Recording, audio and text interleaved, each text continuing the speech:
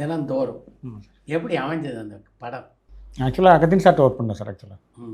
அகத்தின் சார்கிட்ட வந்து அசிஸ்டன்ட் டேரக்டராக ஒர்க் பண்ணேன். காதல் கோட்டை ஒர்க் பண்ணேன். ஒர்க் பண்ணி அதுக்கப்புறம் தான் பண்ண படம் தான் அது. காதல் கோட்டை ஃபுல்லாக ஒர்க் பண்ண முடியல. காதல் கோட்டையில் வந்து ஒரு கடைசி அசிஸ்டன்ட் டேரக்டராக தான் ஒர்க் பண்ணேன். ஒர்க் பண்ணிகிட்டு இருக்கும்போது அந்த படத்தில் முழுசாக ஒர்க் பண்ண முடியாத அளவுக்கான ஒரு சூழல். அதுக்கப்புறம் அதுலேருந்து அந்த ஒரு படம் தான் ஒர்க் பண்ணது. ஒர்க் பண்ணதுன்னு பார்த்தா அந்த ஒரு படம் தான். அதுக்கப்புறம் வெளியே வந்ததுக்கப்புறம் தனியாக இண்டிவிஜுவலாக படம் பண்ணணும் அப்படின்ற மாதிரியான ட்ரை பண்ணேன். ஒரே படம் வேலை செஞ்சுட்டு அடுத்து தனியாக ஆமாம், ஒரு படம் தான். ஒரு படம் ஃபுல்லாலாம் வேலை செய்யலை, ஷூட்லாம் போகல. இந்த டிஸ்கஷன் அப்புறம் ஸ்கிரிப்ட் ரைட்டிங் அந்த மாதிரி கூட இருந்திருக்கேன் நான். மற்றபடி ஷூட் போகவே இல்லை.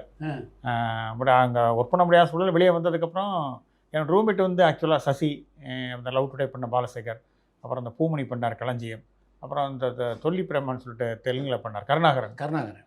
அப்புறம் சுரான்னு சொல்லி ஒரு படம் பண்ணார் எஸ்பி ராஜ்குமார். இவங்கெல்லாம் என்னோடய ரூம்மேட்டு தான் சார். ஸோ இவங்க எல்லாருமே ஒர்க் பண்ணிட்டு இருந்தாங்க. பட் நான் மட்டும் ஒர்க் பண்ணலை. பட் அவங்க கூட வந்து ஒர்க் பண்ணதுக்கான ஐடியாவும் இல்லை எனக்கு. மறுபடியும் சரி இண்டிவிஜுவலாக படம் பண்ணலாம் அப்படின்ற முயற்சி தான் இருந்தது.